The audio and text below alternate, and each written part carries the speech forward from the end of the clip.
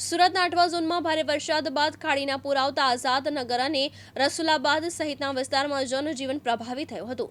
પૂર બાદ જાહેર આરોગ્ય પર કોઈ અસર ન થાય તે માટે મનપાએ સફાઈ દવાનો છંટકાવ અને રાહત કામગીરી યુદ્ધના ધોરણે શરૂ કરી છે। ભારે વરસાદને પગલે સુરતના આઠવા ઝોનના આઝાદ નગર અને રસુલાબાદ વિસ્તારમાં ખાડીના પૂર આવતા અનેક પરિવારને સલામત સ્થળે ખસેડવાની કામગીરી હાથ ધરવામાં આવી હતી। અસરગ્રસ્ત 300થી વધુ લોકોને અલથાન કમ્યુનિટી હોલમાં આશ્રય આપવામાં આવ્યો હતો। ત્યાં ફૂડ પેકેટ અને પીવાના પાણીની વ્યવસ્થા કરવામાં આવી હતી। મનપા દ્વારા 15,000થી વધુ પાણીની બોટલનું વિતરણ પણ કરવામાં આવ્યું। પૂરનું પાણી ઓસર્યા બાદ 1040 જેટલા સફાઈ કર્મચારીની ટીમ દ્વારા અસરગ્રસ્ત વિસ્તારમાં સફાઈ કામગીરી શરૂ કરવામાં આવી હતી। જેસીબી અને ટ્રકની મદદથી રસ્તા પરનો કચરો દૂર કરવામાં આવ્યો, જ્યારે અંદરની ગલીઓ અને ઘરોમાંથી પણ કચરો હટાવવાની કામગીરી ચાલુ છે।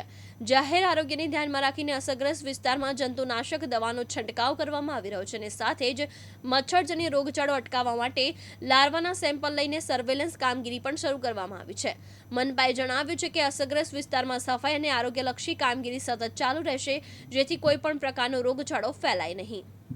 સુરત શહેરમાં જે પ્રમાણે ધોધમાર વરસાદ પડ્યો હતો તેને લઈને ખાડીપૂરની સ્થિતિ સર્જાઈ હતી। કેટલાક વિસ્તારોમાં પાણી ભરાવાની સમસ્યા છે તે સર્જાઈ હતી। ત્યારબાદ સુરત મહાનગરપાલિકાની ટીમ છે, આરોગ્ય વિભાગની ટીમ છે, અત્યારે કામે લાગી છે। સફાઈ અભિયાન છે ઠેર ઠેર વિસ્તારોમાં કરવામાં આવી રહી છે। આરોગ્ય અધિકારી છે, આપણી સાથે વાત કરીશું। જી સર, કેવા પ્રકારની અત્યારે કામગીરી આરોગ્ય અધિકારી દ્વારા કરવામાં આવી રહી છે? હા, છેલ્લા 3-4 દિવસથી જે ભારે વરસાદ હતો અને ખાડીપૂરને કારણે આઠવા ઝોન વિસ્તારની અંદર આઝાદનગર રસુલાબાદનો જે એરિયા છે ત્યાં આગળ લગભગ કમરથી ઉપરના પાણી ભરાયા હતા, જેને કારણે લોકોના ઘરની અંદર પણ પાણી ગયા હતા। તેથી અમે લોકોને જેટલા શિફ્ટ થઈ શકે એ લોકોને અલથાણ કોમ્યુનિટી હોલ અને ઉર્દુ સ્કૂલ છે ત્યાં આગળ શિફ્ટ કર્યા હતા। એ શિફ્ટિંગ દરમિયાન એ લોકોને તકલીફ ના પડે એના માટે અમે પાણી, ફૂડની અને 3 ટાઈમ ફૂડની વ્યવસ્થા પણ કરવામાં આવી રહી હતી। સાથે સાથે જે લોકો ઘરમાં પાણી હતા એ લોકો શિફ્ટ નહીં થઈ શક્યા હતા, તે લોકોને પણ ફાયરની ટીમ દ્વારા, બોટ દ્વારા અમે એમના ઘરે ઘરે પહોંચીને સર્વેની એક્ટિવિટી પણ કરી અને એમને ફૂડની અને દૂધની થેલીઓની પણ વ્યવસ્થા કરવામાં આવી હતી।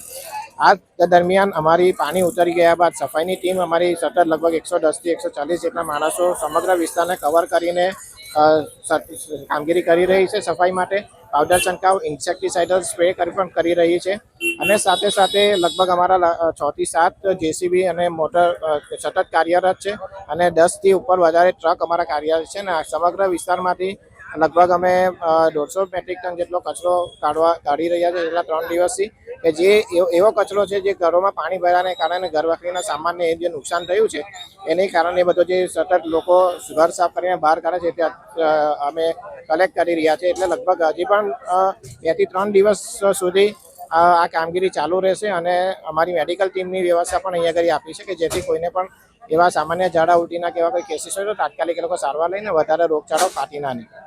જી સર, આપ જણાવો, અત્યાર સુધી કોઈ એવા કેસો આવ્યા છે ઝાડા ઉલટીના હોય કે ગંભીર રીતે દર્દી બીમાર હોય એવા? આપણે છેલ્લા 3 દિવસથી આપણે અહીંયા મેડિકલ ટીમ મૂકેલી છે, જેમાં કોઈ ખાસ ગંભીર પ્રકારના બીમારીવાળા કેસ જોવા નથી મળ્યા। સામાન્ય ઝાડાના થોડા કેસીસ જોવા મળે છે। એની સાથે સાથે પાણીમાં પગ પલળવાને લીધે ચામડીના રોગો જોવા મળે છે, વિવિધ ઇન્ફેક્શન પ્રકારના। એ બધા પ્રકારની આપણે સામાન્ય જે દવાઓ આપવાની હોય છે તે અહીંયાથી મેડિકલ ટીમ દ્વારા પૂરી પાડવામાં આવે છે અને આપણે ઘરે ઘરે ટીમ દ્વારા સર્વે કરીને લોકોને બીમાર ના પડે, પાણીજન્ય રોગોથી બીમારી ના ફેલાય તેના માટે થઈને આપણે કામગીરી ચાલુ કરાવેલી છે, જેમાં દરેક ઘરમાં ક્લોરીન ટેબ્લેટ આપીએ છીએ, પીવાના પાણીમાં ક્લોરીન ટેબ્લેટ નાખી જેથી કરીને પાણીજન્ય રોગો ના ફેલાય। અને એની સાથે સાથે આપણે આજુબાજુના વિસ્તારમાં બિનવપરાશી પાણીનો નિકાલ કરીએ છીએ, તેમજ જંતુનાશક દવાનો છંટકાવ કરીએ છીએ, જેથી ડેન્ગ્યુ, મલેરિયા જેવી બીમારીનો ફેલાવ આપણે અટકાવી શકીએ તે પ્રકારની કામગીરી કરવામાં આવી રહી છે।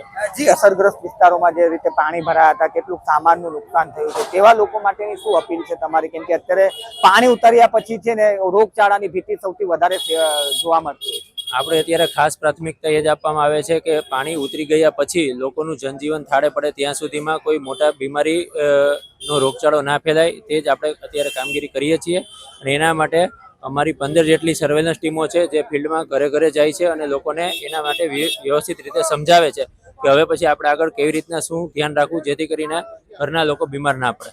જી, 15 જેટલી સર્વેની ટીમ છે। આ જે આંબેડકર વિસ્તાર છે ત્યાં અલગ અલગ વિસ્તારોની અંદર એટલે લોકોના ઘર સુધી પહોંચવાનો પ્રયત્ન કરી રહી છે અને લોકોને સમજાવવાનો પ્રયત્ન કરવામાં આવી રહ્યો છે કે આરોગ્ય વિભાગ દ્વારા કેવી રીતે એની કાળજી લેવી જોઈએ તે પ્રમાણેની માહિતી છે આરોગ્ય વિભાગ દ્વારા છે તે આપવામાં આવી રહી છે. અને અત્યારે હાલ છે બાય સ્ટેન્ડ છે આરોગ્યની ટીમ છે અહીં મોજૂદ છે અને તમામ લોકોને ઝાડા ઉલટી કે કોઈ અન્ય ગંભીર બીમાર ન પડે તે માટેની તકેદારી સુરત મહાનગરપાલિકાની આરોગ્ય ટીમ છે તે લઈ રહી છે.